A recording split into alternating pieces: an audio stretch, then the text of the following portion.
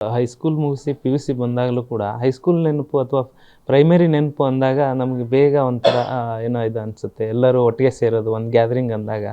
So ಅದೇ ರೀತಿ feel ಈ ಅಮೃತಾಂಜನ್ ಮತ್ತೆ ನೀವು ರಿಯೂನಿಯನ್ ಆದಾಗ ಅಥವಾ ಸಿನಿಮಾ ಮಾಡಬೇಕು ಅಂದಾಗ ಆ ಥರ ಫೀಲ್ ಅನಿಸ್ತಾ?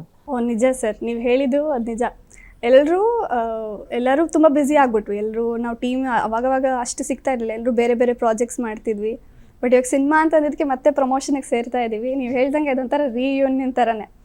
ಆದರೂ ಎಲ್ಲರೂ ಒಟ್ಟಿಗೆ ಸೇರ್ತಾ ಇರಲಿಲ್ಲ. ಏನೋ ಇವಾಗ ನಾನು ಗೌರವ್ದು ಏನಾದರೂ ಒಂದು ಶಾರ್ಟ್ ಫಿಲಮ್ ಅಂದರೆ ನಂದು ಕಾರ್ತಿಕ್ ಪೇರ್ ಆ ಥರ ಇದ್ದಾಗ ಸಿಗ್ತಾ ಇದ್ವಿ ಶೂಟಿಂಗ್ ಹೊರತು.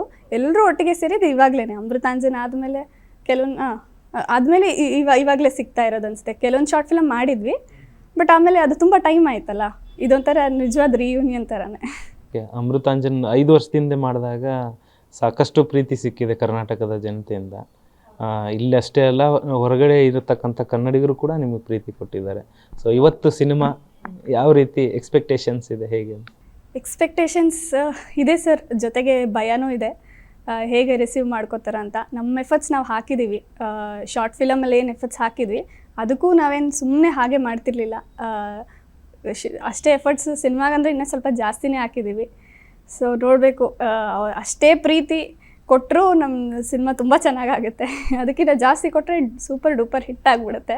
ನಮಗೆ ಮುಂಚೆ ಏನು ಕೊಟ್ಟಿದ್ರು ಅಷ್ಟೇ ಪ್ರೀತಿ ಕೊಟ್ಟರು ಇದು ಸಿನಿಮಾ ಚೆನ್ನಾಗಿ ಮೂಡಿ ಬರುತ್ತೆ ಸರ್.